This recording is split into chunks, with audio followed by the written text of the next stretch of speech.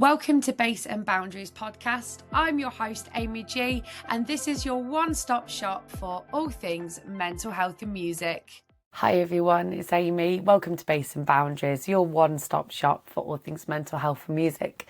I wanted to first and foremost apologise to you for my very flushed appearance if you're watching this live on YouTube or on Spotify, because we are in the middle of, I think this is day 3. I don't even know what day it is because it's just so hot. It's, I think, 31, 32 where I am at the moment. And it's a lot.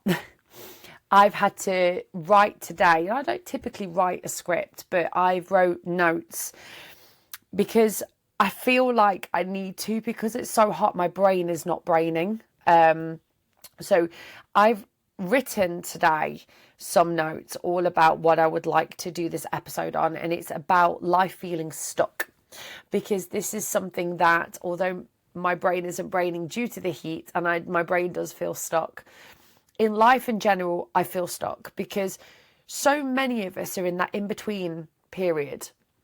I know people that are in between sort of jobs, they're in between various elements of their relationship, whether they're separating, getting a divorce, whether we're going through anything in particular. We find actually that we go through that stuck cycle where we feel like, I want more, but nothing seems to be moving. And I don't know why that is. And we're going to explore that today.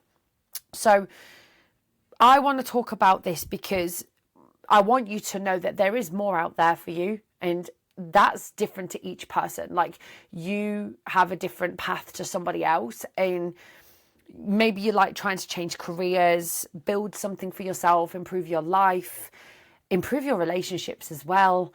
But sometimes you're pushing this boulder or this big rock up a hill and you just can't get there. You might start rolling, and then you kind of get halfway up that hill and you just become stuck. A lot of people that I interview get writer's block. They get stuck in a cycle, stuck in making the same kind of music instead of, looking for alternatives.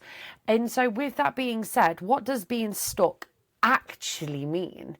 Now, I've put here, I think feeling stuck can look different for everyone. For some people, it means staying in a job that drains them and having to do so because bills need paying. Sometimes it's wanting to reinvent yourself, but not knowing where to go, where to look. And I'm stuck in that right now.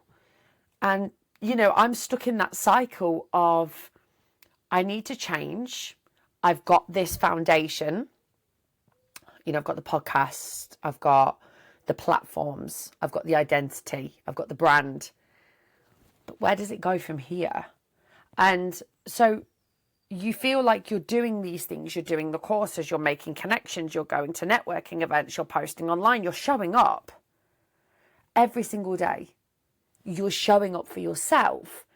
You're showing up for other people. You're showing up to, I wouldn't necessarily say prove a point to other people, but I know some people do that and it does drive them. I used to be like that. I used to feel like I had to prove a point to people. So I would I try and prove a point by, doing these things. Someone said to me when I was thinking about setting this podcast up, I got so much support from people that care about me. And there were some people that I thought would, because they're supposed to care about me, and they said, oh, that'll fail. So immediately you've got that self-doubt, right? And so that messes with your confidence. It starts to make you doubt yourself. That's when the self-doubt comes in. You become that element of, I need to effectively prove myself to everybody else. But you don't have to. If you want it, if it's a drive for you, then, and you feel like that's healthy for you, then do it. But I don't advise it, because you'll be just forever chasing everyone's approval, and you have to do things on your own back that you want to do, not what somebody else wants you to do. So I find it really remarkable when people typically don't, like you're showing up and you're doing all of these amazing things, and then it just takes that one comment, And I could do a whole video about how horrible comments, negativity, trolling, people that, like I say, in general, just have nothing nice to say. I did a video this morning, actually. I won't play it only because, but you can find it on my socials. It's a reel, and I highly advise you go and share it. But it says, just a reminder today, if you wouldn't want to live their life, then stop letting their views of you affect yours. Keep going, let them watch. Because honestly, I used to become so offended and affected by people like watching my TikTok every now and again. I'll post something about myself. So I'll do like I'll do like a little video or whatever. And one person shares it, and I know who it is because they stalk me, and they've done it for a long time. I would say about a year now, actually. It must be coming up for a year. And I sit there with that, and I go, I used to be so offended and insulted, but each time you're doing that, like, I'm going to have more views. I'm going to end up getting paid. So by you doing that, you're helping me out. So when you flip that mindset, you do start to become unstuck. Okay, so that's just something to kind of just take that into consideration. So then I want to talk about, I did a video on TikTok the other day, and it was like strange things that have happened since I've started this podcast. You know, I contacted other podcast creators, and a lot of them actually got really offended by that because they're like, oh, how dare you? I've got 3 to 4 million followers, darling. Like, what are you? You're nothing. You're nothing. And I got a little bit of may have doubted myself slightly on that one and gone, I'm not good enough. I'm not good enough. But then I remember that they too wouldn't have had just instant success overnight. These things take time. These things take time. I'm doing the same thing that I did 10 years ago, but the difference is 10 years ago, I didn't have as much self-confidence as I do now. I looked younger. I was prettier. I was slimmer. I had a lot more appeal. However, I am more spiritually attuned. I am more switched on. I am more mature. I've learned to separate my work-home life balance. I couldn't do that before. So, these things that you learn what to do and how to do, sometimes we just have to wait, and the right times and the right things and the right situations come along. But the biggest point is we don't compare ourselves to other people. Listen, like I said before, I was comparing myself to people who do podcasts, yeah? I was comparing myself to them. And what difference is that going to make to my life? It's not, because actually someone launches a business and it takes off overnight. That's great for them. Some people get that promotion at work straight away. Some people watching from a distance, they decide to do something and it just goes. Suddenly you're sat there questioning yourself. Why is this not taking off? But that's because you have to sometimes, people like myself, we have to do something called trial and error. You can try something, it doesn't work, so we're going to tweak it and then it's going to work. Okay, sometimes these are lessons. Half the journey is getting there, yeah? If you remember, this is an old school, Mary-Kate and Ashley did a film years ago called Getting There, and she was like, half the fun's getting there. And honestly, I've carried that in my head for years. I think it was Ashley Olsen said it in this film. She's like, half the fun is getting there. And honestly, it is. It is, half the fun is getting there, because you learn so much along the way about being, how to be a team player, how to work independently, how to learn. I've learned how to do some really incredible things this year. And though I had the absolute privilege of working with some and for some amazing people this year. And now I'm collaborating with people. So I'm still working with them, but on a collaborative basis now. I've got some really fun, incredible plans coming up. But right now it feels slow.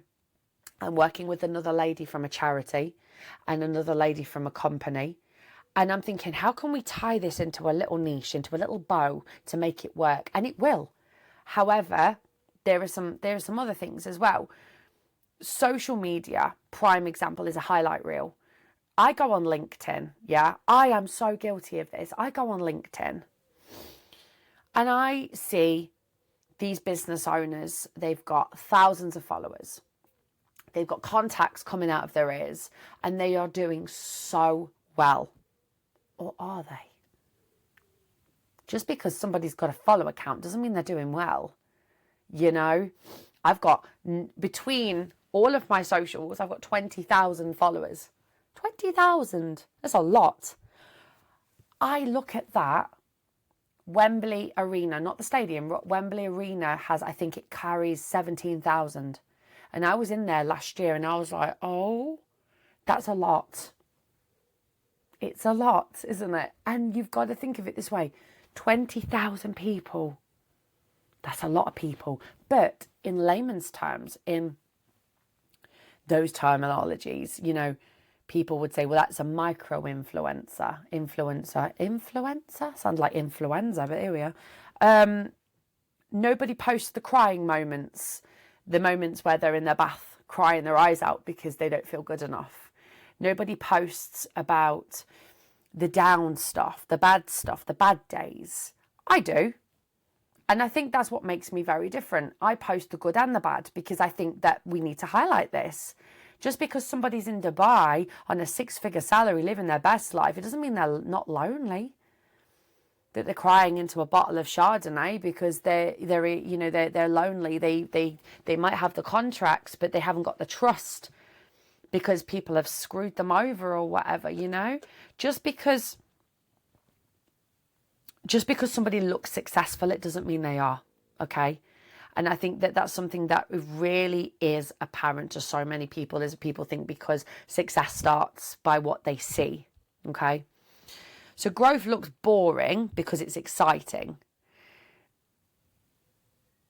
Growth looks boring before it's exciting. Do you see what I mean?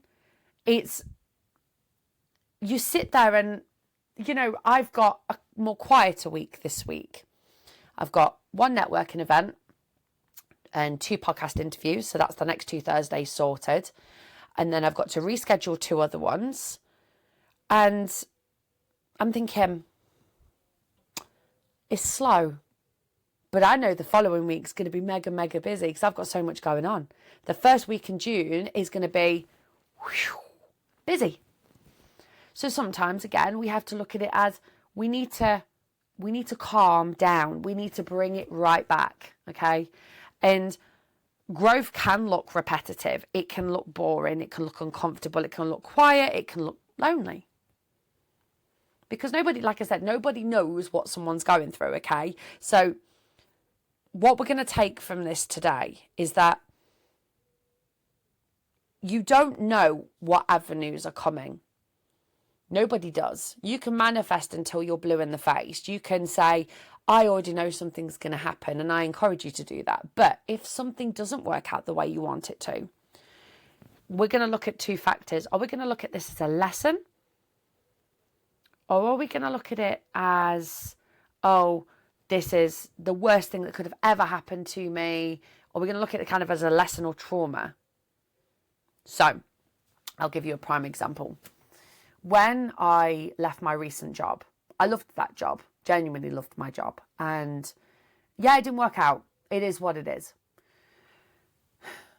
But when I sat there originally, just before I gave my notice, I kind of knew I was going to leave. And I sat there with it and I said, I'm a failure. I'm job jumping. I'm doing this. I'm doing that. I can't keep a job. I'm useless. But actually, it's a lesson. I'll tell you why it's a lesson. Because my Lord, did I learn some incredible things from incredible people. And by me leaving, that's opened up doorways that I could have never imagined. I want to do a visualization exercise with you right now, okay? What I want you to do is I want you to close your eyes. And I want you to imagine a hotel corridor. Are you imagining it? Good. Okay. If you're driving, don't do that, but only do this when it's safe to do so. This hotel corridor has, obviously, rooms either side, hotel doors. And you go to the first door and you open the door. And I want you to look at what's in that room. Now, this is from your past. The first thing that comes into your mind is what's in that room, okay? So that, for me, prime example would be sitting with my dad in his living room when he was alive. But that door has been closed a long time because it's done. So there might be some dust on the doorknob. But how does it make you feel going back into that beautiful environment? And I always say these things have to be good things. And you close that door and then you go to the one opposite. And that's another one, another element of your past. And as you're going through these doors and you're looking at elements of your past, what are you noticing? What are the patterns? Are you seeing good things, or are you seeing a mixture of good and bad things? Lessons. I don't look at bad times as bad situations. I look at them as lessons for us to grow and be opportunists. It doesn't take away from how you're feeling in that moment. However, when you close these doors and you come into the end of the corridor, you notice something. So, for instance, I look at all my things, my hotel doors, as good and bad. But I'm looking at this door right at the end of the corridor, and it's got a glow around it, kind of like a white light. Like a white light just surrounding it. And you go to open that door and there is white light pouring out. What I want you to do is open that door and look at what your future looks like. And I can guarantee your brain might start trying to rationalize this. It might start saying, well, good and bad things. But what I want you to really emphasize on the good things. In my future, I see me being extremely successful with this podcast. There are things that I don't want to share, but there are things that I'm free. I'm not caged in. I'm happy. Life is good. What is it looking like for you? And I want you to do this exercise. You can come back in the room now. I can tell you right now, you can be the master of your own mindset. But you just have to believe that you can, okay? And like I said, it's not about just having faith or whatever. But it's about realizing that these uncomfortable scenarios, these stuck scenarios, you've visualized your future, right? You want that. This is something that you want. And you could, oh yeah, but I'm never going to be a millionaire. I'm never going to have this. How do you know? Because our brain tries to rationalize it all the time. The way I look at life is that sometimes we just outgrow stuff. We're within contracts. I'm getting slightly spiritual now. But we are in contracts with people, places, things. Have you ever noticed that? Sometimes you wish you could bump into somebody, but you never do. I'm convinced we are in this, contracted. I could live 2 streets away from someone, but I will never see them again. And I find that fascinating. But can we normalise starting again? Reinventing ourselves. Get your career, have everything. You don't have to have everything figured out. But when we start to figure things out, our career starts to get sorted, our confidence, our money, our relationships. But it doesn't work all in one go. It works by steps and patterns. One element of my life is going very well, but another part of my life is not. My health is not doing great at the moment, but other elements of my life are.